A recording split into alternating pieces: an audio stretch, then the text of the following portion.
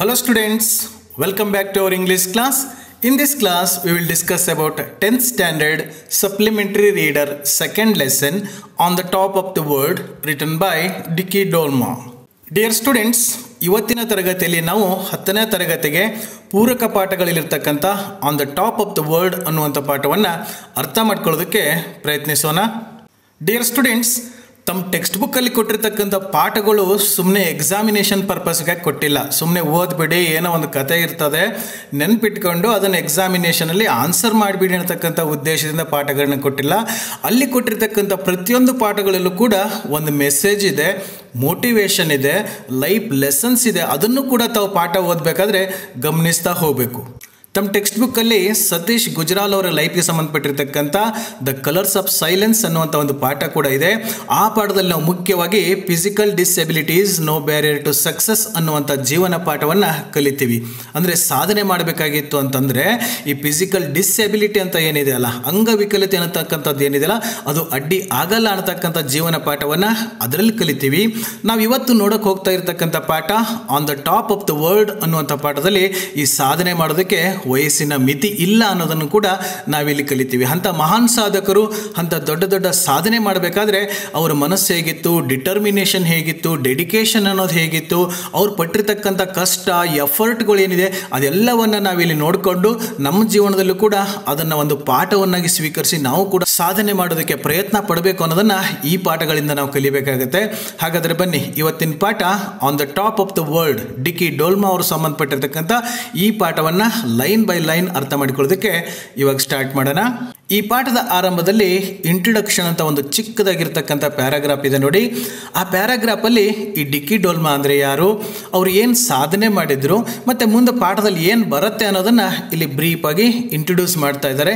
ಅದನ್ನು ಓದ್ಕೊಂಡು ಅರ್ಥ ಮಾಡಿಕೊಂಡು ಮುಂದೆ ಬರ್ತಕ್ಕಂಥ ಪಾಠನ ಲೈನ್ ಬೈ ಲೈನ್ ಅರ್ಥ ಮಾಡ್ಕೊಳ್ಳೋದಕ್ಕೆ ಸ್ಟಾರ್ಟ್ ಮಾಡೋಣ. ಡಿಕ್ಕಿ Dolma scaled Mount Everest in 1993 just when she was 19. ಈ ಡಿಕ್ಕಿ ಡೋಲ್ಮಾ ಅವ್ರು ಏನು ಸಾಧನೆ ಮಾಡಿದ್ರು ಅಂತ ಇಲ್ಲಿ ಹೇಳ್ತಾ ಇದ್ದಾರೆ ನೋಡಿ. C scaled Mount Everest. ಇಲ್ಲಿ ಸ್ಕೇಲ್ಡ್ ಅಂತಂದರೆ ಸ್ಕೇಲ್ ತಗೊಂಡು ಅಳತೆ ಮಾಡಿದ್ಲು ಅಂತಲ್ಲ, ಸ್ಕೇಲ್ಡ್ ಅಂತಂದರೆ ಆ ಮೌಂಟ್ ಎವರೆಸ್ಟ್ ಶಿಖರವನ್ನು ಹತ್ತಿದ್ರು. ಯಾವಾಗ? 1993 ಜಸ್ಟ್ ವೆನ್ ಶಿ ವಾಸ್ 19. ಆ ಬೆಟ್ಟ ಹತ್ತಿದಾಗ, ಮೌಂಟ್ ಎವರೆಸ್ಟನ್ನು ಹತ್ತಿದಾಗ ಅವ್ರ ವಯಸ್ಸು ಎಷ್ಟು ಅಂತಂದರೆ ಕೇವಲ 19 ವರ್ಷ. ಕೇವಲ 19 ವರ್ಷದಲ್ಲೇ ಅವರು ಮೌಂಟ್ ಎವರೆಸ್ಟ್ ಶಿಖರವನ್ನು ಹತ್ತಿದ್ರು. And became the youngest women to do so. So ಅಷ್ಟು ಚಿಕ್ಕ ವಯಸ್ಸಿನಲ್ಲಿನೇ, ಅಂದರೆ 19 ವಯಸ್ಸದ ಒಳಗೇ ಹತ್ತಿರ್ತಕ್ಕಂಥ ಪ್ರಥಮ ಮಹಿಳೆ ಅಂತಕ್ಕಂಥ ಕೀರ್ತಿ ಅವ್ರಿಗೆ ಸಲ್ಲುತ್ತೆ. ಅಷ್ಟು ಚಿಕ್ಕ ವಯಸ್ಸಿನಲ್ಲೇ ಅಷ್ಟು ಬೃಹದಾಕಾರವಾಗಿರ್ತಕ್ಕಂಥ, ಅಷ್ಟು ಎತ್ತರವಾಗಿರ್ತಕ್ಕಂಥ ಮೌಂಟ್ ಎವರೆಸ್ಟನ್ನು ಅವರು ಹತ್ತುತ್ತಾರೆ. Born and brought up in Himachal Pradesh. ಅವರು ಹುಟ್ಟಿ ಬೆಳೆದಿದ್ದೆಲ್ಲ ಹಿಮಾಚಲ್ ಪ್ರದೇಶದಲ್ಲಿ.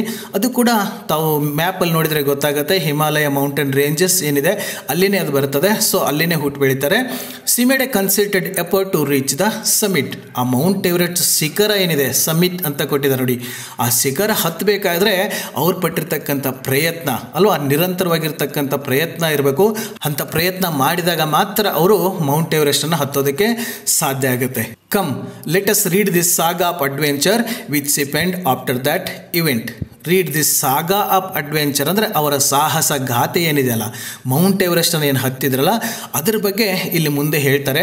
ಇದನ್ನು ಬರೆದವ್ರು ಯಾರು ಅಂದರೆ which happened after that event. ಅವರೇನು ಮೌಂಟ್ ಎವರೆಸ್ಟನ್ನು ಹತ್ತಿ ಬಂದ ಆದಮೇಲೆ ತಮ್ಮ ಅನುಭವ, ತಮ್ಮ ಪ್ರಯತ್ನ, ತಾವು ಪಟ್ಟಿರ್ತಕ್ಕಂಥ ಕಷ್ಟ ಎಲ್ಲವನ್ನು ತಾವೇ ಬರೆದಿದ್ದಾರೆ. ಇಲ್ಲಿ ಪೆನ್ನಿಡ್ ಅಂತಂದರೆ ತಾವು ಬರೆದಿದ್ದು ಅಂತ. ಸೊ ಅವರೇ ಬರೆದಿದ್ದಾರೆ. ಅವ್ರ ಮಾತುಗಳಲ್ಲಿನೇ ಮುಂದೆ ನಾವು ಅರ್ಥ ಮಾಡ್ಕೊಳ್ತಾ ಹೋಗ್ತೀವಿ. I was born and brought up in Palchan, Himachal Pradesh. ಇಲ್ಲಿ ಐ ಅಂತಂದರೆ ತಾವು ಡಿಕ್ಕಿ ಡೋಲ್ಮಾ ಅಂತ ಅರ್ಥ ಮಾಡ್ಕೊಳ್ಳಿ. ಯಾಕೆ ಅಂದರೆ ಅವರೇ ಬರೆದಿರ್ತಕ್ಕಂಥ ಲೇಖನದ ಎಕ್ಸ್ಟ್ರಾಕ್ಟನ್ನು ತಮಗೆ ಇಲ್ಲಿ ಕೊಟ್ಟಿದ್ದಾರೆ. ಸೊ ಇಲ್ಲಿ ಐ ಅಂತಂದರೆ ಡಿಕ್ಕಿ ಡೋಲ್ಮಾನೇ ಹೇಳ್ತಾ ಇದ್ದಾರೆ. I was born and brought up in Palchan, Himachal Pradesh. ಈ ಹಿಮಾಚಲ್ ಪ್ರದೇಶನಲ್ಲಿರ್ತಕ್ಕಂಥ ಪಾಲ್ಚನ್ ಅಂತ ತುಂಬ ಚಿಕ್ಕದಾಗಿರ್ತಕ್ಕಂಥ ಒಂದು ಸಿಟಿ ಇದೆ, ಅಲ್ಲಿನೇ ಅವರು ಹುಟ್ಟಿ ಬೆಳೀತಾರೆ. From the very beginning I have experienced the hardship of life. From the very beginning ಅಂದರೆ ಅತಿ ಚಿಕ್ಕ ವಯಸ್ಸಿನಿಂದ ಏನಾಗುತ್ತೆ, I have experienced the hardship of life. ಜೀವನದಲ್ಲಿ ತುಂಬ ಕಷ್ಟಪಡಬೇಕಾಗತ್ತೆ, ತುಂಬ ಸಮಸ್ಯೆಗಳನ್ನು, ತುಂಬ ಚಾಲೆಂಜಸನ್ನು ಅವರು ಎದುರಿಸಬೇಕಾಗತ್ತೆ. ಇಲ್ಲಿ ತಾವು ಸ್ವಲ್ಪ ಗಮನ ಇಟ್ಟು ಕೇಳ್ಕೊಳ್ಳಿ. ಯಾಕೆ ಅಂದರೆ ಇದಕ್ಕೆ ಸಂಬಂಧಪಟ್ಟಂಗೆ ಎಕ್ಸಾಮಿನೇಷನಲ್ಲಿ 2 ಮಾರ್ಕ್ಸ್ ಕ್ವಶನನ್ನು ಯಾವಾಗಲೂ ಕೇಳ್ತಾ ಇರ್ತಾರೆ. ಈ ಡಿಕ್ಕಿ ಡಾಲ್ಮಾ ಅವ್ರ ಲೈಫಲ್ಲಿ ಅನುಭವಿಸಿರ್ತಕ್ಕಂಥ ಹಾರ್ಡ್ಶಿಪ್ ಬಗ್ಗೆ ಬರೀರಿ ಅಂತ ಅಲ್ಲಿ ಪ್ರಶ್ನೆ ಕೇಳಿದಾಗ ಏನು ಬರೀಬೇಕು ಅಂದರೆ ಮುಂದೆ ಸೆಂಟೆನ್ಸಲ್ಲಿ ಅವರೇ ಹೇಳ್ತಾರೆ ನೋಡಿ, I was only 11 when I lost my mother. ಇವರು ಇನ್ನೂ ತುಂಬ ಚಿಕ್ಕವರು, 11 ವಯಸ್ಸು. ಆ 11 ವಯಸ್ಸಿನಲ್ಲಿ ಏನಾಗುತ್ತೆ, ಅವ್ರು ತಮ್ಮ ತಾಯಿನ ಕಳ್ಕೊಳ್ತಾರೆ. ಅಂದರೆ ಅವ್ರ ತಾಯಿ ತೀರೋಗಿಬಿಡ್ತಾರೆ. ಮನೆಯಲ್ಲಿ ತಾಯಿ ತೀರೋದಾಗ ಆ ಮನೇಲಿರ್ತಕ್ಕಂಥ ಹೆಣ್ಮಕ್ಳಿಗೆ ತುಂಬ ಕಷ್ಟ ಆಗುತ್ತೆ. ಯಾಕೆಂದರೆ ಅತಿ ಆತ್ಮೀಯತೆಯಿಂದ ತಮ್ಮ ಸಮಸ್ಯೆಗಳನ್ನ, ಕಷ್ಟವನ್ನು ಹೇಳ್ಕೊಳ್ತಕ್ಕಂಥದ್ದು ತಾಯಿ ಹತ್ರನೇ. ಈಗ ಆ ತಾಯಿನೇ ಇಲ್ಲದೆ ಇದ್ದಾಗ ಆ ಹೆಣ್ಮಕ್ಳಿಗೆ ತುಂಬ ಕಷ್ಟ ಆಗುತ್ತೆ. ಹಾಗೆ ಇವ್ರೇನು ಮಾಡ್ತಾರೆ, ಇನ್ನು ಚಿಕ್ಕ ವಯಸ್ಸಲ್ಲಿದ್ದಾಗೇ 11 ವಯಸ್ಸಿಗೆ ಅವ್ರ ತಾಯಿನ ಕಳ್ಕೊತಾರೆ. And before I get used to the person closest to me not being around, ಅವ್ರ ತಾಯಿ ತೀರೋದಾಗ ಅವರೇ ಇವರಿಗೆ ತುಂಬ ಕ್ಲೋಸ್ ಆಗಿರ್ತಕ್ಕಂಥ ವ್ಯಕ್ತಿ. ಆ ತಾಯಿ ತೀರೋದಾಗ ಹೆಣ್ಮಕ್ಳಿಗೆ ಸ್ವಲ್ಪ ಕಷ್ಟ ಆಗುತ್ತೆ. ಯಾಕೆ ಅಂದರೆ ತಮ್ಮ ಪರ್ಸ್ನಲ್ ವಿಚಾರಗಳನ್ನ ಹೇಳ್ಕೊಳ್ಳೋದಾಗಲಿ, ಅಷ್ಟೊಂದು ಆತ್ಮೀಯರಾಗಿರ್ತಕ್ಕಂಥ ವ್ಯಕ್ತಿನ ಕಳ್ಕೊಂಡಾಗ ಅವರು ಮತ್ತೆ ನಾರ್ಮಲ್ ಆಗಿ ಎಲ್ಲದಕ್ಕೂ ಹೊಂದಾಣಿಕೆ ಆಗಬೇಕಾದ್ರೆ ಸ್ವಲ್ಪ ಟೈಮ್ ತಗೊಳ್ತದೆ. ಇನ್ನೂ ಅವ್ರು ಅಷ್ಟೊಂದು ಹೊಂದಾಣಿಕೆ ಆಗೋಕ್ಕಿಂತ ಮುಂಚೆನೇ ಏನಾಗುತ್ತೆ, I lost my elder brother too. ಆ ತಾಯಿನ ಕಳ್ಕೊಂಡಿರ್ತಕ್ಕಂಥ ದುಃಖ ಏನಿತ್ತು, ಆ ದುಃಖ ಮರೆಯೋಕ್ಕಿಂತ ಮುಂಚೆನೇ ಅವರ ಎಲ್ಡರ್ ಬ್ರದರ್, ಅವರ ಅಣ್ಣ ಏನಿದ್ರು ದೊಡ್ಡವರು, ಅವರು ಕೂಡ ತೀರೋಗಿಬಿಡ್ತಾರೆ. These experiences have left the profound impact on me. ಈ 2 ಘಟನೆಗಳೇನಾಗ್ತವೆ ಅಂದರೆ 11 ವಯಸ್ಸಿಕ್ಕಿದ್ದಾಗಲೇ ತಾಯಿ ತೀರೋಗ್ತಾರೆ. ಆ ದುಃಖನ ಮರೆತು ಮತ್ತೆ ಹೊಂದ್ಕೊಂಡು ಬದುಕಬೇಕು ಅನ್ನೋ ಹೊತ್ತಿಗೆ ಅವ್ರ ಬ್ರದರ್ ಕೂಡ ತೀರೋಗ್ತವೆ. ಈ 2 ಅನುಭವಗಳು ಏನಾಗುತ್ತೆ, ಅವ್ರ ಮೇಲೆ ತುಂಬ ಅಗಾಧವಾಗಿರ್ತಕ್ಕಂಥ ಪರಿಣಾಮವನ್ನು ಬೀರ್ತವೆ. Not many people know that before mountaineering happen to me. ಅಂದರೆ ಸುಮಾರು ಜನಕ್ಕೆ ಗೊತ್ತಿಲ್ಲ ಇವ್ರ ಬಗ್ಗೆ. ಇವರು ಮೌಂಟೇನಿಯರಿಂಗನ್ನು ಸ್ಟಾರ್ಟ್ ಮಾಡೋದಕ್ಕಿಂತ ಮುಂಚೆ I was deeply interested in skiing. ಇವ್ರಿಗೆ ಮೌಂಟೇನಿಯರಿಂಗ್ಗಿಂತ ಮುಂಚೆ ಸ್ಕೀಯಿಂಗಲ್ಲಿ ತುಂಬ ಇಂಟ್ರೆಸ್ಟ್ ಇತ್ತು. ಸ್ಕೀಯಿಂಗ್ ಅಂತಂದರೆ ತಮಗೆ ಗೊತ್ತಿರಬೇಕು, ಈ ಐಸಲ್ಲಿ ಸ್ಕ್ಯಾಟಿಂಗ್ ಮಾಡ್ತಾರಲ್ಲ ಅದನ್ನು ಸ್ಕೀಯಿಂಗ್ ಅಂತ ಕರೀತಾರೆ. ಈ ಮೌಂಟೇನಿಯರಿಂಗ್, ಮೌಂಟೇನ್ ಹತ್ತಬೇಕು, ಬೆಟ್ಟ ಹತ್ತಬೇಕು ಅನ್ನೋದಕ್ಕಿಂತ ಮುಂಚೆ ಇವರಿಗೆ ಜಾಸ್ತಿ ಇಂಟ್ರೆಸ್ಟ್ ಇದ್ದಿದ್ದು ಸ್ಕೀಯಿಂಗಲ್ಲಿ. And that I have been a regular at the nationals since 1989 and still participate. In 1989 ಇಂದನೇ ಅವರು ಈ ಸ್ಕೀಯಿಂಗಲ್ಲಿ ನ್ಯಾಷನಲ್ ಲೆವೆಲ್ ಕಾಂಪಿಟೇಷನ್ಸ್ ಎಲ್ಲ ಏನು ನಡೀತಾ ಇದ್ದು ಅದರಲ್ಲಿ ಪಾರ್ಟಿಸಿಪೇಟ್ ಮಾಡ್ತಾಯಿದ್ರು. ಹಾಗೆಯೇ ಈಗಲೂ ಕೂಡ ಪಾರ್ಟಿಸಿಪೇಟ್ ಮಾಡ್ತಾ ಇದ್ದೀನಿ ಅಂತ ಹೇಳ್ತಾರೆ. I have even own various medals at nationals and international levels. ಈ ಸ್ಕೀಯಿಂಗಲ್ಲಿನೇ ಪಾರ್ಟಿಸಿಪೇಟ್ ಮಾಡಿಕೊಂಡು ಕಾಂಪಿಟೇಷನ್ ಭಾಗವಹಿಸ್ತಾನೆ ಅವರು ರಾಷ್ಟ್ರೀಯ ಮತ್ತು ಅಂತಾರಾಷ್ಟ್ರೀಯ ಮಟ್ಟದಲ್ಲಿ ಸುಮಾರು ಮೆಡಲ್ಗಳನ್ನು ಕೂಡ ಗೆದ್ದಿದ್ದಾರೆ. As for taking up the challenge of the lofty mountains, it wasn't a difficult decision. ಇವರು ಆ ಮೌಂಟೇನ್ ಹತ್ತಬೇಕಂತ ಡಿಸಿಷನ್ ಏನು ಮಾಡ್ತಾರೆ, ಅದು ಲಾಫ್ಟಿ ಮೌಂಟೇನ್ಸ್ ಅಂದರೆ ತುಂಬ ಎತ್ತರವಾಗಿರ್ತಕ್ಕಂಥ ಬೆಟ್ಟಗಳನ್ನ ಹತ್ತತಕ್ಕಂಥ ಚಾಲೆಂಜಸ್ಸನ್ನು, ಸವಾಲನ್ನು ಇವರು ಏನು ತಗೊಳ್ತಾರೆ, it wasn't A difficult decision. ಅವರಿಗೆ ಇದು ತುಂಬ ಕಷ್ಟಕರವಾಗಿರ್ತಕ್ಕಂಥ ಡಿಸಿಷನ್ ಅಂತ ಅನ್ನಿಸ್ಲಿಲ್ಲ. ಬಿಕಾಸ್ ಯಾಕೆ ಅಂದರೆ ಅವರೇ ಹೇಳ್ತಾರೆ ನೋಡಿ, ಫ್ರಮ್ ಮೈ ವೆರಿ ಚೈಲ್ಡ್ಹುಡ್, ಅವರು ತುಂಬ ಚಿಕ್ಕ ವಯಸ್ಸಿನಲ್ಲಿ ಇದ್ದಾಗಲಿಂದ ಏನಾಗಿತ್ತು, I had bean fascinated by the grandeur of snow capped peaks of Himalayas. ಚಿಕ್ಕ ವಯಸ್ಸಿನಲ್ಲಿ ಆ ಮನೆ ಸುತ್ತಮುತ್ತ ಎಲ್ಲ ಈ ಐಸ್, ಸ್ನೋ ತುಂಬಿಕೊಂಡಿರ್ತಕ್ಕಂಥ ಬೆಟ್ಟಗಳೇ ಕಾಣ್ತಾ ಇದ್ವು. ಅದರೊಳಗೇನೆ ಅವರು ಬೆಳೆದಿರೋದ್ರಿಂದ ಅದು ಅವ್ರಿಗೇನೋ ಹೊಸದಾಗಿ ಅಂತ ಅನ್ನಿಸ್ಲಿಲ್ಲ. ಹಿಮಾಚಲ್ ಪ್ರದೇಶದಲ್ಲಿರ್ತಕ್ಕಂಥ ಈ ಪಾಲ್ಚನ್ ಅಂತ ಅವ್ರು ಹುಟ್ಟು ಬೆಳೆದಿರ್ತಕ್ಕಂಥ ಸಿಟಿ ಏನಿದೆಯಲ್ಲ, ಅಲ್ಲಿ ಸುತ್ತಮುತ್ತ ಎಲ್ಲ ಹಿಮ ತುಂಬಿಕೊಂಡಿರ್ತಕ್ಕಂಥ ಬೆಟ್ಟಗಳೇ ಇರೋದ್ರಿಂದ ಅವರು ಚಿಕ್ಕವರಿದ್ದಾಗಿಂದ ಅದನ್ನು ನೋಡಿಕೊಂಡೇ ಬೆಳ್ಕೊಂಡು ಬಂದಿರೋದ್ರಿಂದ ಅವ್ರಿಗೆ ಅದೇನೋ ಹೊಸದಾಗಿ ಅಂತ ಅನ್ನಿಸ್ಲೇ ಇಲ್ಲ. Beautiful mountain peaks surrounded my home in Palchan. ಆ ಪಾಲ್ಚನ್ನಲ್ಲಿ ಇರ್ತಕ್ಕಂಥ ಇವ್ರ ಮನೆ ಏನಿತ್ತು ಅಲ್ಲಿ ಸುತ್ತಮುತ್ತ ಎಲ್ಲ ಈ ಸುಂದರವಾಗಿರ್ತಕ್ಕಂಥ ಹಿಮ ಕವಿದಿರ್ತಕ್ಕಂಥ, ಹಿಮ ತುಂಬಿಕೊಂಡಿರ್ತಕ್ಕಂಥ ಬೆಟ್ಟಗಳೇ ಇದ್ವು. Every morning when I woke up, ಪ್ರತಿದಿನ ಬೆಳಿಗ್ಗೆ ಎದ್ದಾಗ, they were the first thing that I saw. ಪ್ರತಿದಿನ ಎದ್ದು ಡೋರ್ ಓಪನ್ ಮಾಡಿದರೆ ಸಾಕು, ಕಿಟಕಿ ಓಪನ್ ಮಾಡಿದರೆ ಸಾಕು, ಮನೆಯಿಂದ ಹೊರಗೆ ಬಂದರೆ ಸಾಕು, ಸುತ್ತಮುತ್ತ ಎಲ್ಲ ಬರೀ ಹಿಮ ತುಂಬಿಕೊಂಡಿರ್ತಕ್ಕಂಥ ಬೆಟ್ಟಗಳೇ ಕಾಣ್ತಾ ಇರೋದ್ರಿಂದ ಅವ್ರಿಗೆ ಅದರಲ್ಲೇನೋ ಹೊಸದಾಗಿ ಅಥವಾ ಚಾಲೆಂಜಿಂಗ್ ಆಗಿ ಅಂತ ಅವ್ರಿಗೆ ಏನೂ ಅನಿಸೋದೇ ಇಲ್ಲ. That urge to climb those peaks and savor the breathtaking view from the top was the reason that I took to mountaineering with the zeal of an ant. ಇವರು ಮಾಡೋಕ್ಕೆ ಬೇರೆ ಕೆಲಸ ಇರಲಿಲ್ವಾ? ಬೇರೆ ಎಲ್ಲ ವಿದ್ಯಾರ್ಥಿಗಳು ಡಾಕ್ಟರ್ ಆಗಬೇಕು, ಇಂಜಿನಿಯರ್ ಆಗಬೇಕು, ಬಿಸ್ನೆಸ್ ಆಗಬೇಕು, ಜೀವನದಲ್ಲಿ ಇನ್ನೇನೇನೋ ಆಗಬೇಕು ಅಂತ ಕನಸು ಕಾಣ್ತಾ ಇದ್ದರೆ ಅದೆಲ್ಲವನ್ನು ಬಿಟ್ಬಿಟ್ಟು ಇವರು ಮೌಂಟ್ ಎವರೆಸ್ಟ್ನ ಹತ್ತೋದನ್ನು ಯಾಕೆ ಆಯ್ಕೆ ಮಾಡಿಕೊಂಡ್ರು? ಬೆಟ್ಟ ಹತ್ತಕ್ಕಂಥ ಹುಚ್ಚು ಇವ್ರಿಗೆ ಯಾಕೆ ಹಿಡಿತು, ಯಾಕೆ ಆಸೆ ಬಂತು ಅನ್ನೋದನ್ನು ಅವರೇ ಇಲ್ಲಿ ಹೇಳ್ತಾ ಇದ್ದಾರೆ ನೋಡಿ. That urge to climb those peaks. ಇಲ್ಲಿ ಪೀಕ್ ಅಂತಂದರೆ ಶಿಖರ. ಅಲ್ಲಿ ಸುತ್ತಮುತ್ತ ಈ ಹಿಮ ಕವಿದಿರ್ತಕ್ಕಂಥ ಶಿಖರಗಳೇನಿದಾವಲ್ಲ ಆ ಬೆಟ್ಟನ ಹತ್ತಬೇಕು. And savour the breathtaking view from the top. ಆ ಬೆಟ್ಟ ಹತ್ತಿ ಅದರ ತುದಿ ಮೇಲೆ ನಿಂತ್ಕೊಂಡು ಸುತ್ತಮುತ್ತ ಎಲ್ಲ ನೋಡಬೇಕು. ಆ ನೋಡ್ತಕ್ಕಂಥ ಆಸೆ ಏನಿತ್ತಲ್ಲ, was the reason that I took to mountaineering with the zeal of an ant. ಈ ಒಂದು ಕಾರಣದಿಂದ ಅವ್ರು ಏನು ಮಾಡ್ತಾರೆ, ಈ ಮೌಂಟೇನಿಯರಿಂಗನ್ನು ತಗೊಳ್ತಾರೆ. ತಾವು ಕೂಡ ಬೆಟ್ಟ ಹತ್ತಬೇಕು, ಅದರ ಮೇಲೆ ನಿಂತ್ಕೊಂಡು ಸುತ್ತಮುತ್ತ ಎಲ್ಲ ನೋಡ್ಬೇಕಂತಕ್ಕಂಥ ಝೀಲ್ ಆಫ್ ಆನ್ ಆ್ಯಂಟ್, ಚಿಕ್ಕದೊಂದು ಆಸೆ ಇತ್ತಲ್ಲ, ಆ ಆಸೆಯಿಂದ ಇವ್ರು ಏನು ಮಾಡ್ತಾರೆ, ಮೌಂಟೇನಿಯರಿಂಗನ್ನು ತಗೋತಾರೆ. My desire grew all the more. ಈ ಚಿಕ್ಕದಾಗಿರ್ತಕ್ಕಂಥ ಆಸೆ ಏನಿತ್ತು, ಮೌಂಟೇನಿಯರಿಂಗ್ ಮಾಡಬೇಕು, ಬೆಟ್ಟ ಹತ್ತಬೇಕಂತಕ್ಕಂಥ ಆಸೆ ಜಾಸ್ತಿ ಬೆಳೆಯುತ್ತೆ. ಯಾವಾಗ ಅಂತಂದರೆ when I came to know about newly open mountaineering institute in Manali. ಆ ಪಾಲ್ಚನಿಂದ ಹತ್ತಿರದಲ್ಲೇ ಮನಾಲಿ ಇದೆ. ಅಲ್ಲೇನಾಗುತ್ತೆ, ರೀಸೆಂಟಾಗಿ ಒಂದು ಹೊಸದಾಗಿ ಮೌಂಟೇನಿಯರಿಂಗ್ ಇನ್ಸ್ಟಿಟ್ಯೂಟ್ ಸ್ಟಾರ್ಟ್ ಆಗುತ್ತೆ. ಇಲ್ಲಿ ITI ಇರ್ಬೋದು, ಪ್ಯಾರಾಮೆಡಿಕಲ್ಸ್ ಇರ್ಬೋದು, ಈ ಥರ ಇನ್ಸ್ಟಿಟ್ಯೂಟ್ ಏನಿರ್ತವೆ ಅಲ್ಲಿ ಮೌಂಟೇನಿಯರಿಂಗ್ ಇನ್ಸ್ಟಿಟ್ಯೂಟ್ ಅಂತಲೇ ಇರ್ತದೆ. ಬೆಟ್ಟ ಹತ್ತೋರಿಗೆ ಟ್ರೈನಿಂಗ್ ಕೊಡಲಾಗುತ್ತೆ. ಅಂಥ ಒಂದು ಇನ್ಸ್ಟಿಟ್ಯೂಟ್ ಮನಾಲಿನಲ್ಲಿ ಓಪನ್ ಆದಾಗ ಈ ಆಸೆ ಇನ್ನೂ ಜಾಸ್ತಿ ಆಗುತ್ತೆ. And the various training courses being conducted there. ಈ ಮೌಂಟೇನಿಯರಿಂಗ್ ಇನ್ಸ್ಟಿಟ್ಯೂಟನ್ನು ಮನಾಲಿನಲ್ಲಿ ಏನು ಓಪನ್ ಮಾಡ್ತಾರೆ, ಅಲ್ಲಿ ಈ ಮೌಂಟೇನಿಯರಿಗೆ ಸಂಬಂಧಪಟ್ಟಿರ್ತಕ್ಕಂಥ ಬೇರೆ ಬೇರೆ ಕೋರ್ಸ್ಗಳನ್ನ ನಡೆಸ್ತಾ ಇದ್ದಾರೆ ಅಂತಕ್ಕಂಥ ಮಾಹಿತಿ ಇವರಿಗೆ ಯಾವಾಗ ಬರುತ್ತೋ ಅವರಿಗೆ ಬೆಟ್ಟ ಹತ್ತಬೇಕನ್ನೋ ಆಸೆ ಇನ್ನೂ ಜಾಸ್ತಿ ಆಗುತ್ತೆ. I was just 16 at the time. ಆ ಮೌಂಟೇನಿಯರಿಂಗ್ ಇನ್ಸ್ಟಿಟ್ಯೂಟನ್ನು ಸ್ಟಾರ್ಟ್ ಮಾಡ್ತಾರಲ್ಲ ಅವಾಗ ಇವ್ರಿಗೆ ಜಸ್ಟ್ 16 ವಯಸ್ಸು, ಅಂದರೆ ತಮ್ಮ ವಯಸ್ಸು ಅಂತ ಅಂದ್ಕೊಳ್ಳಿ, 10ನೇ ಕ್ಲಾಸ್ ಇದ್ದೀರಲ್ಲ ತಮ್ಮ ವಯಸ್ಸು ಅಂತ ಅಂದ್ಕೊಳ್ಳಿ. But seeing my determination and one track mind each one of my friends and family members. ಇವರು 16 ವಯಸ್ಸಲ್ಲಿ ಇದ್ದಾಗನೇ ಈ ಮೌಂಟೇನಿಯರಿಂಗ್ ಕೋರ್ಸನ್ನು ಸೇರ್ಕೊಳ್ತೀನಿ ಅಂತೇಳಿ ಡಿಸೈಡ್ ಮಾಡಿದರು. ಇವರ ಡಿಟರ್ಮಿನೇಷನನ್ನು ಅಲ್ವಾ, ಈ ದೃಢ ನಿಶ್ಚಯ ಏನಿತ್ತಲ್ಲ, ಮತ್ತು ಒನ್ ಟ್ರ್ಯಾಕ್ ಮೈಂಡ್ ಅಂತಂದರೆ ಒಂದೇ ಥರ ಯೋಚನೆ ಮಾಡೋದು, ಒಂದನ್ನು ಹಿಡ್ಕೊಂಡಾಗ ಅದನ್ನು ಕಂಪ್ಲೀಟ್ ಮಾಡೋವರೆಗೆ ಬೇರೆ ಕಡೆ ಮೈಂಡ್ ಡೈವರ್ಟ್ ಆಗದಂಗೆ ಇರ್ತಾರಲ್ಲ, ಅದಕ್ಕೆ ಒನ್ ಟ್ರ್ಯಾಕ್ ಮೈಂಡ್ ಅಂತ ಕರೀತಾರೆ.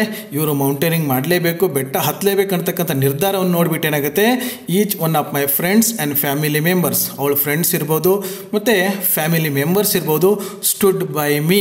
ಇಲ್ಲಿ ಸ್ಟುಡ್ ಬೈ ಮೀ ಅಂದರೆ ಪಕ್ಕದಲ್ಲಿ ಬಂದು ನಿಂತ್ಕೊಂಡ್ರು ಅಂತಲ್ಲ, ಸಪೋರ್ಟ್ ಮಾಡ್ತಾರೆ. And encouraged me to take up the basic mountaineering course at Manali in 1991. ಇವ್ರು 16 ವಯಸ್ಸಾಗಿತ್ತು. ಇವರ ದೃಢ ನಿರ್ಧಾರ ಬೆಟ್ಟ ಹತ್ತಬೇಕನ್ನತಕ್ಕಂಥ ಅತಿಯಾಗಿರ್ತಕ್ಕಂಥ ಆಸೆಯಿಂದ ಏನು ಮಾಡ್ತಾರೆ, ಇವ್ರ ಫ್ರೆಂಡ್ಸು ಫ್ಯಾಮಿಲಿ ಮೆಂಬರ್ಸ್ ಎಲ್ಲ ಒಪ್ಕೊಳ್ತಾರೆ, ಇವ್ರಿಗೆ ಸಪೋರ್ಟ್ ಮಾಡ್ತಾರೆ. 1991ನಲ್ಲಿ ಇವರಿಗೆ ಈ ಮೌಂಟೇನಿಂಗ್ ಕೋರ್ಸ್ಗೆ ಸೇರಿಕೊಳ್ಳೋದಕ್ಕೆ ಸಪೋರ್ಟ್ ಮಾಡ್ತಾರೆ. It was again my determination and hard work that saw me scoring A grades. ಇಲ್ಲಿ ಬರೀ ಆಸೆ ಒಂದು ಇದ್ದರೆ ಸಾಲಲ್ಲ, ಅಷ್ಟೇ ಹಾರ್ಡ್ ವರ್ಕ್ ಕೂಡ ಆಗಬೇಕು. ನೀವು ಕೂಡ ಸ್ಕೂಲ್ಗೆ ಹೋಗ್ತೀರಾ, ಕ್ಲಾಸ್ ಕೇಳ್ತೀರಾ, ಪಾಠ ಕೇಳ್ತೀರಾ, ಓದ್ತೀರಾ, ಎಕ್ಸಾಮ್ ಬರೀತೀರಾ, ಬರೀ ಅಷ್ಟು ಬರೆದ್ಬಿಟ್ರೆ ಸಾಲಲ್ಲ. ನಾನು ಇಟ್ಟು ಸ್ಕೋರ್ ಮಾಡಲೇಬೇಕು, ನಾನು ಟಾಪ್ ಮಾಡಲೇಬೇಕಂತಕ್ಕ ಆಸೆ ಕೂಡ ಇರಬೇಕಾಗತ್ತೆ. ಹಾಗೆಯೇ ಇವ್ರಿಗೆ ಅತಿಯಾಗಿರ್ತಕ್ಕಂಥ ಆಸೆ ಇತ್ತು, ಮೌಂಟೇನಿಂಗ್ ಮಾಡಲೇಬೇಕು ಅಂತ ಹೇಳ್ಬಿಟ್ಟು. ಆ ಆಸೆಯಿಂದಲೇ ಏನಾಗುತ್ತೆ, it was again my determination. ಅವರು ಡಿಟರ್ಮಿನೇಷನ್ ದೃಢ ನಿರ್ಧಾರ ಏನು ಮಾಡಿದರು, ಆ್ಯಂಡ್ ಹಾರ್ಡ್ ವರ್ಕ್, ಇವೆರಡೂ ಬೇಕಾಗ್ತದೆ. ನೀವೇನಾದ್ರು ಸಾಧನೆ ಮಾಡಬೇಕಾಗಿತ್ತು ಅಂದರೆ ಡಿಟರ್ಮಿನೇಷನ್ ಬೇಕು, ಹಾರ್ಡ್ ವರ್ಕ್ ಬೇಕು, ಇವರೆಲ್ಲದಿತ್ತು. ಅದರಿಂದ ಏನಾಗುತ್ತೆ, that saw me scoring A grades. ಅವರು ಆ ಮೌಂಟೇನಿಂಗ್ ಕೋರ್ಸ್ಗೆ ಏನು ಸೇರ್ಕೋತಾರೆ ಅಲ್ಲಿ ಅವರ ಡಿಟರ್ಮಿನೇಷನ್ ಮತ್ತು ಹಾರ್ಡ್ ವರ್ಕಿಂದ ಅವ್ರಿಗೆ ಎಲ್ಲದರಲ್ಲೂ ಕೂಡ A ಗ್ರೇಡ್ ಸಿಗುತ್ತೆ. But more than that what gave me immense satisfaction. ಈ A ಗ್ರೇಡ್ ತೊಗೊಂಡಾಗ ಏನು ಸಂತೋಷ ಆಗಿತ್ತಲ್ಲ, ಇದಕ್ಕಿಂತ ಹೆಚ್ಚಿನ ಸಂತೋಷ, ತೃಪ್ತಿ ಅವ್ರಿಗೆ ಯಾವಾಗ ಆಗುತ್ತೆ ಅಂತಂದರೆ, was my name being declared for an all India expedition to Mount Everest. ಈ ಮೌಂಟೇನಿಂಗ್ ಕೋರ್ಸನ್ನು ಏನು ಮಾಡಿದ್ರು, ಅಲ್ಲಿ ಎಲ್ಲದರಲ್ಲೂ A ಗ್ರೇಡನ್ನು ತಗೊಂಡಿದ್ಲು.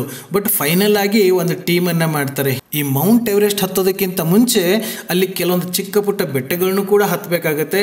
ಅಲ್ಲಿ ಚಿಕ್ಕ ಪುಟ್ಟ ಬೆಟ್ಟಗಳನ್ನ ಹತ್ತೋದಕ್ಕೇ ಒಂದು ಟೀಮ್ ಮಾಡ್ತಾರೆ. ಆ ಟೀಮಲ್ಲಿ ಇವಳ ಹೆಸರು ಕೂಡ ಡಿಕ್ಲೇರ್ ಆಗಿರೋದ್ರಿಂದ ಇವ್ರಿಗೆ ತುಂಬ ಸಂತೋಷ ಆಗುತ್ತೆ. Seeing my name on the list was like A dream come true. ಆ ಲಿಸ್ಟಲ್ಲಿ ಇವ್ರ ಹೆಸರು ನೋಡಿದ ತಕ್ಷಣ ತಾ ಕಂಡ ಕನಸು ನನಸಾಗ್ಬಿಡ್ತು ಅಂತ ಅನಿಸ್ಬಿಡ್ತು. ಯಾಕಂದರೆ ಚಿಕ್ಕವಳಿದ್ದಾಗಿಂದ ಒಂದು ಆಸೆ ಇತ್ತು, ಬೆಟ್ಟ ಹತ್ತಬೇಕು, ಆ ಬೆಟ್ಟದ ತುದಿ ಮೇಲೆ ನಿಂತ್ಕೊಂಡು ಸುತ್ತ ನೋಡಬೇಕು, ಹತ್ತಲೇಬೇಕು ಅನ್ನತಕ್ಕಂಥ ಆಸೆ ಏನಿತ್ತು. ಆ ಟೀಮಲ್ಲಿ ಇವಳ ಹೆಸರು ಸೆಲೆಕ್ಟ್ ಆಗಿದ ತಕ್ಷಣ ಆ ಕನಸು ನನಸಾದಂಗೆ ಅನಿಸ್ಬಿಡ್ತು. It was the moment I had been waiting for since childhood. ಈ ಒಂದು ಕ್ಷಣಕ್ಕಾಗಿ ಅತಿ ಚಿಕ್ಕ ವಯಸ್ಸಿನಿಂದನೇ ಅವಳು ಕಾಯ್ತಾ ಇದ್ಲು. For the final selection, however, we made 3 successful expedition to different mountains. ಆ ಟೀಮಲ್ಲಿ ಏನು ಸೆಲೆಕ್ಟ್ ಆಗಿದ್ರು ಅವರೆಲ್ಲರನ್ನೂ ನೇರವಾಗಿ ಡೈರೆಕ್ಟಾಗಿ ಮೌಂಟ್ ಎವರೆಸ್ಟ್ ಇರೋದಕ್ಕೆ ಏನು ಕರ್ಕೊಂಡು ಹೋಗಲ್ಲ. ಅವ್ರಿಗೆ ಮೊದಲು ಬೇರೆ ಟಾಸ್ಕ್ಗಳು ಕೊಡ್ತಾರೆ. ಹಾಗೆ ಚಿಕ್ಕದಾಗಿರ್ತಕ್ಕಂಥ ಬೇರೆ ಬೇರೆ 3 ಬೆಟ್ಟಗಳನ್ನ ಹತ್ತೋದಕ್ಕೆ ಇವ್ರಿಗೆ ಕೊಡ್ತಾರೆ. ಅಲ್ಲಿ ಯಾರು ಸಕ್ಸಸ್ಫುಲ್ಲಾಗಿ ಹತ್ತಿ ಬರ್ತಾರೋ ಅಲ್ಲಿಂದ ಅವರಿಗೆ ಫೈನಲ್ ಸೆಲೆಕ್ಷನ್ ಮಾಡಿಕೊಂಡು ಮೌಂಟ್ ಎವರೆಸ್ಟ್ಗೆ ಹತ್ತೋದಕ್ಕೆ ಕರ್ಕೊಂಡು ಹೋಗ್ತಾರೆ. ಸೊ ಹಾಗೆ ಇವರಿಗೆ ಈ ಟೀಮನ್ನು ಕರ್ಕೊಂಡೋಗಿ 3 ಬೆಟ್ಟಗಳನ್ನ ಹತ್ತಿಸ್ತಾರೆ. ಅಲ್ಲಿಯೂ ಕೂಡ ಇವರು ಸೆಲೆಕ್ಟ್ ಸೆಲೆಕ್ಟ್ ಆಗ್ತಾರೆ. ಇಲ್ಲಿ ಕೂಡ ತಮಗೆ ಒಂದು 2 ಮಾರ್ಕ್ಸ್ ಕ್ವಶನ್ ಅನ್ನು ಕೇಳ್ತಕ್ಕಂಥ ಚಾನ್ಸಸ್ ಇರ್ತದೆ. Dicky Dolma's preparedness to scale Mount Everest. ಈ ಮೌಂಟ್ ಎವರೆಸ್ಟ್ ಹತ್ತೋದಕ್ಕೆ ಅವಳು ಹೇಗೆ ಪ್ರಿಪೇರ್ ಆದ್ಲು ಅಂತ ತಮಗೇನಾದ್ರು ಪ್ರಶ್ನೆ ಕೇಳಿದರೆ ತಾವು ಬರೀಬೇಕು, ಮನಾಲಿನಲ್ಲಿ ಮೌಂಟೇನಿಂಗ್ ಇನ್ಸ್ಟಿಟ್ಯೂಟ್ ಓಪನ್ ಆಗುತ್ತೆ, ಅಲ್ಲಿ ಸೇರಿಕೊಂಡವಳು A ಗ್ರೇಡ್ ತಗೋತಾಳೆ, ಆಮೇಲೆ ಆಲ್ ಇಂಡಿಯಾ ಎಕ್ಸ್ಪಿಡಿಷನ್ ಟೀಮಲ್ಲಿ ಅವಳು ಸೆಲೆಕ್ಟ್ ಆಗ್ತಾಳೆ. ಅದನ್ನೆಲ್ಲ ತಾವಿಲ್ಲಿ ಬರಿಬೇಕಾಗತ್ತೆ. After the completion of the course I was assured a place in the team. So ಎಲ್ಲ ಕಂಪ್ಲೀಟ್ ಆಯಿತು, ಕೋರ್ಸ್ ಎಲ್ಲ ಕಂಪ್ಲೀಟ್ ಆಯಿತು, A ಗ್ರೇಡ್ ತೊಗೊಂಡ್ಲು, ಚಿಕ್ಕ ಪುಟ್ಟ ಬೆಟ್ಟಗಳನ್ನೆಲ್ಲ ಹತ್ತಿಬಿಟ್ಟು ಫೈನಲ್ ಲಿಸ್ಟಲ್ಲಿ ಸೆಲೆಕ್ಟ್ ಆದಮೇಲೆ, ಎಲ್ಲ ಕೋರ್ಸ್ ಕಂಪ್ಲೀಟ್ ಆದಮೇಲೆ I was assured a place in the team. Final ಆಗಿ ಒಂದು ಟೀಮನ್ನು ರೆಡಿ ಮಾಡ್ತಾರೆ, ಅದು ಮೌಂಟ್ ಎವರೆಸ್ಟ್ ಹತ್ತೋದಕ್ಕೆ ಟೀಮ್. ಆ ಟೀಮಲ್ಲಿ ಇವಳಿಗೂ ಕೂಡ ಒಂದು ಪ್ಲೇಸ್ ಸಿಗುತ್ತೆ, ಇವಳ ಸ್ಥಾನ ಕೂಡ ಸಿಗುತ್ತೆ. I climbed Mount Everest on May 10, 1993. 1993 May 10ನೇ ತಾರೀಕು ಇವಳು ಮೌಂಟ್ ಎವರೆಸ್ಟನ್ನು ಹತ್ತುತ್ತಾಳೆ. And became the youngest women in the world to have achieved the awesome feat of scaling the world's highest peak. ಈ ಜಗತ್ತಿನಲ್ಲಿ ಅತಿ ಎತ್ತರವಾಗಿರ್ತಕ್ಕಂಥ ಶಿಖರ ಅಂತಂದರೆ ಮೌಂಟ್ ಎವರೆಸ್ಟ್. ಅದನ್ನು ಹತ್ತೋದು ಅಷ್ಟು ಈಸಿ ಅಲ್ಲ, ತುಂಬ ಅನುಭವ ಬೇಕಾಗತ್ತೆ ಅಲ್ವಾ, ತುಂಬ ಪ್ರಾಕ್ಟೀಸ್ ಬೇಕಾಗತ್ತೆ. ಎಷ್ಟೋ ಜನ ಹತ್ತುತ್ತೀವಿ ಅಂತ ಹೋಗಿಬಿಟ್ಟು ವಾಪಸ್ ಬಂದವರು ಕೂಡ ಇಲ್ಲ, ಅಲ್ಲೇ ಹೆಮದಲ್ಲೇ ಮುಳುಗಿ ಹೋಗೋರು ಕೂಡ ಇದ್ದಾರೆ. ಸೊ ಯಾರೂ ಕೂಡ ಅದಕ್ಕೆ ಅಷ್ಟೊಂದು ಈಸಿಯಾಗಿ ಹತ್ತಕ್ಕಾಗಲ್ಲ. ಅಂಥ ಬೆಟ್ಟವನ್ನು ಹತ್ತಿರ್ತಕ್ಕಂಥ ಅತಿ ಚಿಕ್ಕ ವಯಸ್ಸಿನಲ್ಲಿ ಹತ್ತಿರ್ತಕ್ಕಂಥ ಮಹಿಳೆ ಅನ್ನತಕ್ಕಂಥ ರೆಕಾರ್ಡ್ ಇವಳ ಹೆಸರಿಗಾಗುತ್ತೆ. I had just turned 19 and suddenly I had the whole world at my feet. Literally, ಇಲ್ಲಿ ಲಿಟ್ರಲಿ ಅಂತಂದರೆ ಅಕ್ಷರಶಃ ಅವಳಿಗೆ ಜಸ್ಟ್ 19 ವರ್ಷ ಆಗಿದೆ. ಮೌಂಟ್ ಎವರೆಸ್ಟ್ನ ಹತ್ತಿ ಆ ತುದಿಗೆ ನಿಂತಾಗ suddenly I had the whole world at my feet. ಆ ಒಂದು ಕ್ಷಣದಲ್ಲಿ ಇಡೀ ಜಗತ್ತು ಅವಳ ಕಾಲು ಕೆಳಗಿದ್ದೆ ಅಂತ ಅನಿಸ್ತು. ಯಾಕೆ ಅಂದರೆ ಅತಿ ಎತ್ತರವಾಗಿರ್ತಕ್ಕಂಥ ಶಿಖರದ ಮೇಲೆ ನಿಂತಿದ್ದಾಳೆ. ಅದಕ್ಕಿಂತ ಎತ್ತರವಾಗಿರ್ತಕ್ಕಂಥ ಶಿಖರ ಜಗತ್ತಿನಲ್ಲಿ ಇನ್ಯಾವುದೂ ಇಲ್ಲ ಭೂಮಿ ಮೇಲೆ. ಅಂಥ ಬೆಟ್ಟದ ಮೇಲೆ ನಿಂತ್ಕೊಂಡಿದ್ಲು. ಆವಾಗ ಜಸ್ಟ್ ಇವಳಿಗೆ 19 ವರ್ಷ. ಅವಳಿಗೆ ತುಂಬ ಚಿಕ್ಕ ವಯಸ್ಸಿನಿಂದನೇ ಆ ಬೆಟ್ಟ ಹತ್ತಬೇಕು, ಬೆಟ್ಟದ ಮೇಲೆ ನಿಂತ್ಕೊಂಡು ಸುತ್ತ ಎಲ್ಲ ನೋಡ್ಬೇಕನ್ನತಕ್ಕಂಥ ಆಸೆ ಏನಿತ್ತಲ್ಲ, ಇವಾಗ ಬೆಟ್ಟ ಹತ್ತಿದ್ದಾಳೆ, ಮೌಂಟ್ ಎವರೆಸ್ಟ್ ತುದಿ ಮೇಲೆ ನಿಂತ್ಕೊಂಡಿದ್ದಾಳೆ. ಆವಾಗ ಅವಳಿಗೆ ಹೇಗೆ ಅನಿಸುತ್ತೆ, ಸುತ್ತಮುತ್ತ ಹೇಗೆ ಕಾಣಿಸುತ್ತೆ ಅನ್ನೋದನ್ನು ನೆಕ್ಸ್ಟ್ ಪ್ಯಾರಾಗ್ರಾಫಲ್ಲಿ ಹೇಳ್ತಾರೆ ನೋಡಿ. The view from above is something that only an Everester will understand.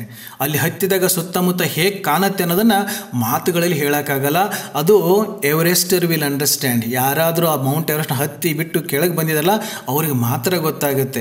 But perhaps not be able to fully describe. ಅದನ್ನು ಮಾತಿನಲ್ಲಿ ವರ್ಣನೆ ಮಾಡೋಕ್ಕಾಗಲ್ಲ, ಅನಿರ್ವಚನೀಯ ಅಂತ ಕರಿತೀವಿ. ಆ ಮೌಂಟ್ ಎವರೆಸ್ಟ್ ಮೇಲೆ ನಿಂತ್ಕೊಂಡು ಸುತ್ತಮುತ್ತ ನೋಡಿದಾಗ ಅವ್ರಿಗೆ ಏನು ಕಾಣಿಸ್ತು, ಹೇಗೆ ಅನಿಸ್ತು, ಅವ್ರ ಫೀಲಿಂಗ್ಸ್ ಹೇಗಿತ್ತು ಅನ್ನೋದನ್ನು ಮಾತುಗಳಲ್ಲಿ ಬಣ್ಣಿಸೋಕ್ಕಾಗಲ್ಲ.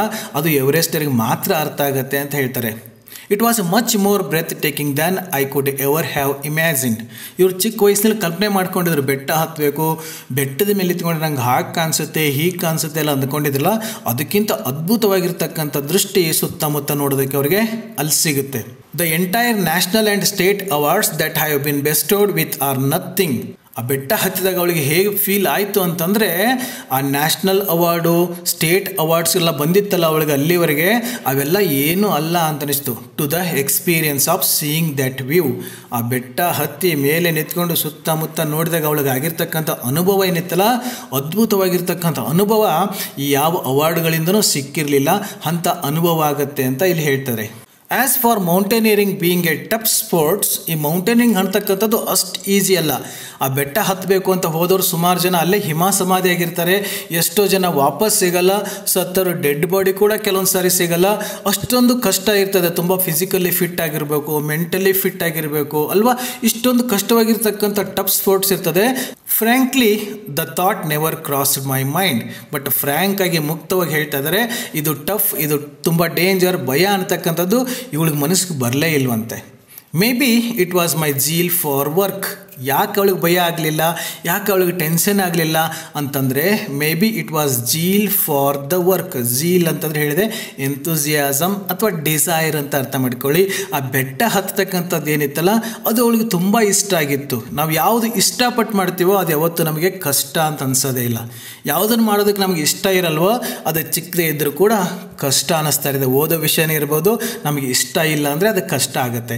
ಇವಳಿಗೆ ಚಿಕ್ಕ ವಯಸ್ಸಿಂದ ಬೆಟ್ಟ ಹತ್ತಬೇಕನ್ನತಕ್ಕಂಥ ಡಿಸೈರ್ ಏನಿತ್ತು, ಆಸೆ ಇತ್ತಲ್ಲ, ಅದಕ್ಕೆ ಇವಳಿಗೆ ಕಷ್ಟ ಅಂತ ಅನ್ನಿಸ್ಲೇ ಇಲ್ಲ. Scaling peaks is second nature to me. ಎಷ್ಟು ಅದಕ್ಕೆ ಸೆಟ್ ಆಗಿಬಿಟ್ಟಿದ್ರು ಅಂತಂದರೆ ಸ್ಕೇಲಿಂಗ್ ಪೀಕ್ಸ್ ಬೆಟ್ಟ ಹತ್ತೋದು ಅಂತಂದರೆ ಇವ್ರ ನೇಚರ್ ಆಗಿಬಿಟ್ಟಿತ್ತು, ಕಾಮನ್ ಆಗಿಬಿಟ್ಟಿತ್ತು. I was very determined and was willing to go to any lengths to achieve my goal. ಒಂದು ಸರಿ ನಾವು ಗೋಲನ್ನು ಇಟ್ಕೊಂಡ್ವಿ ಅಂತಂದರೆ ಆ ಗುರಿಯನ್ನು ಸಾಧಿಸೋದಕ್ಕೆ ಯಾವ ಹಂತಕ್ಕೆ ಬೇಕಾದರೂ ಯಾವ ಮಟ್ಟಕ್ಕೆ ಬೇಕಾದರೂ ನಾವು ಹೋಗೋದಕ್ಕೆ ರೆಡಿಯಾಗಿರಬೇಕು. ಇವರು ಕೂಡ ಹಾಗೆ ಇದ್ದರು. ಇವರು ಒಂದು ಗುರಿಯನ್ನು ಇಟ್ಕೊಂಡಿದ್ರು, ಮೌಂಟ್ ಎವರೆಸ್ಟ್ ಹತ್ತಬೇಕಂತ. ಆ ಗುರಿಯನ್ನು ಸಾಧಿಸೋದಕ್ಕೆ ಎಷ್ಟೊಂದು ಡಿಟರ್ಮೈಂಡ್ ಆಗಿದ್ರು ಅಂತಂದರೆ she was ready to go to any lengths. ಏನು ಬೇಕಾದರೂ ಮಾಡೋದಕ್ಕೆ ಅವರು ರೆಡಿಯಾಗಿದ್ದರು. When it comes to hard work, ಜೀವನದಲ್ಲಿ ನಾವು ಏನಾದರೂ ಸಾಧನೆ ಮಾಡಬೇಕಂದ್ರೆ ಅಷ್ಟು ಈಸಿಯಾಗಿ ಸಾಧನೆ ಆಗಲ್ಲ. ಅಲ್ಲಿ ಹಾರ್ಡ್ ವರ್ಕ್ ಅಂತ ಬರ್ತದೆ, ಕಠಿಣ ಪರಿಶ್ರಮ ಅಂತದ್ದು ಇರಬೇಕಾಗತ್ತೆ. I have never been scared. ಈ ಥರ ಹಾರ್ಡ್ ವರ್ಕ್ ಬಂದಾಗ, ಕಷ್ಟ ಅಂತ ಬಂದಾಗ, ಕಠಿಣತೆ ಅಂತ ಬಂದಾಗ ನಾನು ಯಾವತ್ತೂ ಭಯ ಪಡಲಿಲ್ಲ ಅಂತ ಅವ್ರು ಹೇಳ್ತಾ ಇದ್ದಾರೆ. As far sincerity and responsibilities I am not a shirker. ಈ ಸಿನ್ಸಿಯಾರಿಟಿ ಅನ್ನೋದಿರ್ಬೋದು, ರೆಸ್ಪಾನ್ಸಿಬಿಲಿಟಿ ಜವಾಬ್ದಾರಿ ಇರತಕ್ಕಂಥದ್ದು ಇರ್ಬೋದು, ಅದು ಬಂದಾಗ I am not a shirker ಅಂದರೆ ಪಲಾಯನವಾದಿ. ಏನೋ ಕಷ್ಟ ಬಂದಾಗ, ಜವಾಬ್ದಾರಿ ಅಂತ ಬಂದಾಗ ನಾವು ಅಲ್ಲಿಂದ ಎಸ್ಕೇಪ್ ಆಗೋದಕ್ಕೆ ಟ್ರೈ ಮಾಡ್ತೀವಿ. ಆದರೆ ಇವರು ನಾನು ಪಲಾಯನವಾದಿ ಆಗಿರಲಿಲ್ಲ. ಎಂಥ ಕಷ್ಟನೇ ಬರಲಿ, ಎಂಥ ಜವಾಬ್ದಾರಿನೇ ಬರಲಿ, ಅದನ್ನು ಚಾಲೆಂಜಿಂಗ್ ಆಗಿ ತಗೊಳ್ತಾ ಇದ್ದೆ ಅಂತ ಹೇಳ್ತಾರೆ. In fact the early hardship of life, ಇವರು ಚಿಕ್ಕ ವಯಸ್ಸಲ್ಲಿ ಏನೋ ಹಾರ್ಡ್ಶಿಪ್ಪನ್ನು, ಕಷ್ಟನ ಅನುಭವಿಸಿದ್ರಲ್ಲ, ಏನು ನೆನ್ಪು ಮಾಡ್ಕೊಳ್ಳಿ, 11 ವರ್ಷಕ್ಕೆ ತಾಯಿ ತೀರೋಗ್ತಾರೆ, ಆಮೇಲೆ ಬ್ರದರ್ ಕೂಡ ತೀರೋಗ್ತಾರೆ. ಎಲ್ಲ ಕೂಡ ಅವಳ ಮೇಲೆ ಪರಿಣಾಮ ಬೀರೋದ್ರಿಂದ ಏನಾಗುತ್ತೆ, helped me realise that success always follows hard work and dedication. ಅವೆಲ್ಲ ಇವಳಿಗೆ ಅರ್ಥ ಮಾಡಿಸಿದ್ವು. ಏನಂತಂದರೆ ಈ ಸಕ್ಸಸ್ ಅನ್ನತಕ್ಕಂಥದ್ದು ಸುಮ್ಮನೆ ಈಸಿಯಾಗಿ ಬರಲ್ಲ, ಹಾರ್ಡ್ ವರ್ಕ್ ಮತ್ತು ಡೆಡಿಕೇಶನ್ ಹಿಂದಿಂದೆ ಬರ್ತಾವೆ ಅನ್ನೋದನ್ನು ಅವು ತಿಳಿಸ್ಕೊಟ್ಟಿದ್ವು. In my quest for the Everest I use to practise 4 hours daily. ಆ ಬೆಟ್ಟ ಹತ್ತಬೇಕು ಅಂತ ಸುಮ್ಮನೆ ಆಸೆ ಇಟ್ಕೊಂಡು ಮನೇಲಿ ಕೂತ್ಕೊಂಡ್ರೆ ಅದನ್ನು ಸಾಧನೆ ಮಾಡೋಕ್ಕಾಗೋದಿಲ್ಲ. ಅದನ್ನು ಹತ್ತುವಂಥ ಪ್ರಯತ್ನದಲ್ಲಿ ಪ್ರತಿದಿನ 4 ಗಂಟೆ ಇವರು ಪ್ರಾಕ್ಟೀಸ್ ಮಾಡ್ತಾನೆ ಇದ್ದರು. ಬೇರೆಯವರು ಹೇಳ್ತಾರೆ ಅಂತ ಪ್ರಾಕ್ಟೀಸ್ ಮಾಡೋದು, ಓದೋದು, ಅಭ್ಯಾಸ ಮಾಡೋದು ಬೇರೆ. ನಾವೇ ಮುಂದೆ ಬರಬೇಕು, ಏನಾದರೂ ಸಾಧನೆ ಮಾಡಬೇಕು ಅಂತ ಓದ್ತೀವಲ್ಲ, ಹಾರ್ಡ್ ವರ್ಕ್ ಮಾಡ್ತೀವಲ್ಲ, ಪ್ರಾಕ್ಟೀಸ್ ಮಾಡ್ತೀವಲ್ಲ, ಅದು ನಮ್ಮನ್ನು ಸಕ್ಸಸ್ಗೆ ಕರ್ತ್ಕೊಂಡು ಹೋಗುತ್ತೆ. More than the physical and mental problems, my biggest headache was my financial situation. ಇವರಿಗೆ ಬೆಟ್ಟ ಹತ್ತಬೇಕು, ದೊಡ್ಡ ಸಾಧನೆ ಮಾಡಬೇಕು ಅಂದಾಗ ಇವ್ರಿಗೆ ಫಿಸಿಕಲ್ ಪ್ರಾಬ್ಲಮ್ಸ್ ಅಷ್ಟೊಂದೇನೋ ಸಮಸ್ಯೆ ಆಗಲಿಲ್ಲ, ಮೆಂಟಲ್ ಪ್ರಾಬ್ಲಮ್ಸ್ಗಳು ಇವ್ರಿಗೇನು ತೊಂದರೆ ಆಗಲಿಲ್ಲ. ಬಟ್ ಅತಿ ದೊಡ್ಡ ಹೆಡ್ಏಕ್, ತಲೆನೋವು ಏನಾಗಿತ್ತು ಇವ್ರಿಗೆ ಅಂತಂದರೆ ಮೈ ಫಿನಾನ್ಷಿಯಲ್ ಸಿಚುವೇಶನ್. ಇವರಿಗೆ ಆರ್ಥಿಕ ಪರಿಸ್ಥಿತಿ ಸರಿ ಇರಲಿಲ್ಲ. ನಮಗೆ ಮನೇಲಿ ಕೇಳಿದಂಗೆ ಎಲ್ಲದಕ್ಕೂ ದುಡ್ಡು ಕೊಡ್ತಿರ್ತಾರೆ. ಬಟ್ ಇವರು ಅಂಥ ಸಾಧನೆ ಮಾಡ್ತಿದ್ದಾರೆ, ಕೋರ್ಸ್ ತೊಗೋತಿದ್ದಾರೆ ಅಂದಾಗ ಅವ್ರಿಗೂ ಕೂಡ ಹಣದ ಅವಶ್ಯಕತೆ ಇರ್ತದೆ. ಬಟ್ ಇವರಿಗೆ ಅಷ್ಟೊಂದು ಪರಿಸ್ಥಿತಿ ಚೆನ್ನಾಗಿರಲಿಲ್ಲ. When I was getting ready for the final frontier, ಇನ್ನೇನು ಎಲ್ಲ ಕೋರ್ಸ್ ಎಲ್ಲ ಮುಗಿದದೆ, ಮೌಂಟ್ ಎವರೆಸ್ಟನ್ನು ಹತ್ತೋದಕ್ಕೆ ಸ್ಟಾರ್ಟ್ ಮಾಡಬೇಕು ಅನ್ನೋತ್ತಿಗೆ ಏನಾಗುತ್ತೆ, my father was bedridden. ಇವ್ರ ತಂದೆ ಬೆಡ್ ರಿಡನ್ ಆಗ್ತಾರೆ, ಹಾಸಿಗೆ ಹಿಡ್ಕೋತಾರೆ, ಅಂದರೆ ಅನಾರೋಗ್ಯಕ್ಕೆ ತುತ್ತಾಗ್ತಾರೆ. And a lot of money was needed for his treatment. ಹಾಗೆ ಹುಷಾರಿಲ್ಲದೆ ಇದ್ದಾಗ ಅವ್ರಿಗೂ ಕೂಡ ಟ್ರೀಟ್ಮೆಂಟಿಗೆ ದುಡ್ಡು ಬೇಕಾಗಿರೋದ್ರಿಂದ ಏನಾಗುತ್ತೆ, ಇವರಿಗೆ ಸಾಕಾದಷ್ಟು ಬೇಕಾದಷ್ಟು ದುಡ್ಡಿನ ವ್ಯವಸ್ಥೆ ಮಾಡಿಕೊಡೋದಕ್ಕೆ ಅವರಿಗೆ ಸಾಧ್ಯ ಆಗಲ್ಲ. So the family had very little to offer me. ಆ ತಂದೆಗೇನೆ ಆಸ್ಪತ್ರೆಗೆ ದುಡ್ಡು ಜಾಸ್ತಿ ಬೇಕಾಗಿರೋದ್ರಿಂದ ಇವರಿಗೆ ಸಾಕಾದಷ್ಟು ದುಡ್ಡು ಕೊಡೋದಕ್ಕೆ ಅವ್ರ ಫ್ಯಾಮಿಲಿಯವರಿಗೂ ಕೂಡ ಸಾಧ್ಯ ಆಗಲ್ಲ. We had to take a specific amount with us which was really big for me. So ಅಲ್ಲಿ ಮೌಂಟೇರಿಂಗ್ ಮಾಡ್ಬೇಕಾದ್ರೆ, ಮೌಂಟ್ ಎವರೆಸ್ಟ್ ಹತ್ಬೇಕಾದ್ರೆ ಅಲ್ಲೇನಕ್ಕೆ ದುಡ್ಡು ತೊಗೊಂಡೋಗ್ಬೇಕು, ಅಲ್ಲಿನ ಅಂಗಡಿ ಬೇಕರಿಗಳಿರ್ತಾವೆ, ಹೋಟ್ಲ್ ಇರ್ತವೆ ಅಂತ ಕೇಳೋಕೆ ಹೋಗಬೇಡಿ. ಆ ಮೌಂಟ್ ಎವರೆಸ್ಟ್ ಹತ್ತಬೇಕು ಅಂದರೆ ಕೆಲವೊಂದು ಇನ್ಸ್ಟ್ರೂಮೆಂಟ್ ಇರ್ಬೋದು, ಎಕ್ವಿಪ್ಮೆಂಟ್ಸ್ ಇರ್ಬೋದು. ಸೊ ಏನೇನೋ ತಗೊಳ್ಬೇಕಿರ್ತದೆ, ಅದಕ್ಕೆ ದುಡ್ಡಿನ ವ್ಯವಸ್ಥೆ ಮಾಡ್ಕೋಬೇಕು. ಅದೇ ಇವರಿಗೆ ದೊಡ್ಡ ಸಮಸ್ಯೆ ಆಗಿಬಿಟ್ಟಿತ್ತು. Yet I never once consider living the spot. ಇಷ್ಟೆಲ್ಲ ಸಮಸ್ಯೆ ಬಂದರೂ ಕೂಡ, ದುಡ್ಡಿನ ಕೊರತೆ ಆದರೂ ಕೂಡ ಜಾಗ ಬಿಟ್ಟು ಕದಲೋದಕ್ಕೆ, ಅಂದರೆ ಇಟ್ಟಿರ್ತಕ್ಕಂಥ ಗುರಿನ ಸಾಧಿಸ್ದೇ ಹಿಂದೆ ಹೆಜ್ಜೆ ಇಡೋಕ್ಕೆ ಅವ್ರ ಮನಸ್ಸು ಮಾಡಲಿಲ್ಲ. ಅಂದ್ಕೊಂಡಿದ್ದನ್ನು ಸಾಧಿಸಲೇಬೇಕು ಅಂತ ಹೇಳಿಬಿಟ್ಟು ಕಷ್ಟ ಆದರೂ ಸರಿ, ದುಡ್ಡಿನ ಸಪೋರ್ಟ್ ಅಷ್ಟೊಂದು ಇಲ್ಲದೇ ಇದ್ದರೂ ಕೂಡ ತಮ್ಮ ಗುರಿನ ಸಾಧಿಸಲೇಬೇಕು ಅಂತ ಇವರು ಮುಂದುವರಿತಾರೆ. ಹೀಗೆ ಅವರು ಸತತವಾಗಿರ್ತಕ್ಕಂಥ ಪರಿಶ್ರಮ ಇರ್ಬೋದು, ಡೆಡಿಕೇಶನ್ ಇರ್ಬೋದು, ಹಾರ್ಡ್ ವರ್ಕ್ ಇರ್ಬೋದು, ಇವೆಲ್ಲದರ ಪರಿಣಾಮವಾಗಿ ಅವರು ಕೊನೆಗೂ ಮೌಂಟ್ ಎವರೆಸ್ಟನ್ನು ಹತ್ತಾರೆ. ಬಿಸೈಡ್ಸ್ ಮೌಂಟೇನಿಯರಿಂಗ್, ಅಂದರೆ ಈ ಮೌಂಟೇನಿಯರಿಂಗ್ ಬೆಟ್ಟ ಹತ್ತೋದ್ರ ಜೊತೆಗೆ ಅವರಿಗೆ ಬೇರೆ ಬೇರೆ ಹವ್ಯಾಸಗಳು ಕೂಡ ಇದ್ದವು. I love to listen to music. ಅವರಿಗೆ ಸಂಗೀತ ಕೇಳೋದು ಅಂತಂದರೆ ತುಂಬ ಇಷ್ಟ. Especially old Hindi film songs, ಹಳೆ ಹಿಂದಿ ಚಿತ್ರಗೀತೆಗಳನ್ನ ಕೇಳ್ತಕ್ಕಂಥ ಹವ್ಯಾಸ ಕೂಡ ಅವ್ರಿಗಿತ್ತು. I lost my father a year and half after scaling Everest. ಇವರೇನು ಮೌಂಟ್ ಎವರೆಸ್ಟ್ನ ಹತ್ತಿ ಇಳಿದು ಬಂದು ಆದಮೇಲೆ 1.5 ವರ್ಷ ಆದಮೇಲೆ ಇವ್ರ ತಂದೆ ಕೂಡ ತೀರೋಗ್ತಾರೆ. Currently I am teaching mountaineering at the institute where I learned the ropes myself. ಇವಾಗ ಅವ್ರು ಏನು ಕೆಲಸ ಮಾಡ್ತಾ ಇದ್ದಾರೆ ಅಂದರೆ ಯಾವ ಒಂದು ಇನ್ಸ್ಟಿಟ್ಯೂಟ್ ಈ ಮನಾಲಿನಲ್ಲಿ ಇತ್ತು ನೋಡಿ ಮೌಂಟೇನಿಂಗ್ ಇನ್ಸ್ಟಿಟ್ಯೂಟಲ್ಲಿ ಅವ್ರು ಸೇರ್ಕೊಂಡಿದ್ರಲ್ಲ ಆ ಇನ್ಸ್ಟಿಟ್ಯೂಟ್ನಲ್ಲಿನೇ ಇವಾಗ ಕೆಲಸ ಮಾಡ್ತಾ ಇದ್ದಾರೆ teaching mountaineering at the institute where I learn the ropes my self. ಎಲ್ಲಿ ಅವರು ಬೇಸಿಕ್ಸ್, ಇಲ್ಲಿ ರೋಪ್ಸ್ ಅಂದ್ರೆ ಹಗ್ಗ ಕಲ್ತ್ಕೊಂಡಿದ್ರು ಅಂತಲ್ಲ, ಬೇಸಿಕ್ ಆಗಿ ಏನು ಕಲ್ತ್ಕೊಂಡಿದ್ರು ಮೌಂಟೇನಿಯರಿಂಗ್ಗೆ ಅಲ್ಲಿ ಕಲ್ತಿದ್ರಲ್ಲಿ ಈಗ ಅಲ್ಲಿನೇ ಅವರು ಮೌಂಟೇನಿಯರಿಂಗನ್ನು ಟೀಚಿಂಗ್ ಮಾಡ್ತಾ ಇದ್ದಾರೆ. I would like my children to take up adventure sports provided they are willing. ಅಲ್ಲಿ ಮೌಂಟೇನಿಂಗ್ ಸೇರಿಕೊಂಡು ಅಲ್ಲಿ ಬಂದಿರತಕ್ಕಂಥ ವಿದ್ಯಾರ್ಥಿಗಳಿಗೆ ಟ್ರೈನಿಂಗ್ ಕೊಡೋದು ಇವ್ರ ಕೆಲಸ ಆಗಿರ್ತದೆ. ಸೊ ಇವರು ಅವ್ರ ಮಕ್ಕಳು ಕೂಡ ಅಡ್ವೆಂಚರನ್ನು ತಗೋಬೇಕು, ಸಾಧಿಸಬೇಕು, ಡಿಟರ್ಮಿನೇಷನ್ ಇರಬೇಕು, ಅವರು ಕೂಡ ದೊಡ್ಡ ಸಾಧಕರಾಗಬೇಕು ಅಂತ ಇಷ್ಟಪಡ್ತಾರೆ. ಓಕೆ ಡಿಯರ್ ಸ್ಟೂಡೆಂಟ್ಸ್, ತುಂಬ ಚಿಕ್ಕದಾಗಿರ್ತಕ್ಕಂಥ ಪಾಠ, ತುಂಬ ಸಿಂಪಲ್ ಆಗಿರ್ತಕ್ಕಂಥ ಪಾಠ, ಅದರಲ್ಲೂ ಇದು ಸಪ್ಲಿಮೆಂಟರಿ ರೀಡರ್ಲಿ ಇರೋದ್ರಿಂದ ಸ್ವಲ್ಪ ಫಾಸ್ಟಾಗಿಯೇ ಹೇಳ್ತಾ ಹೋದೆ.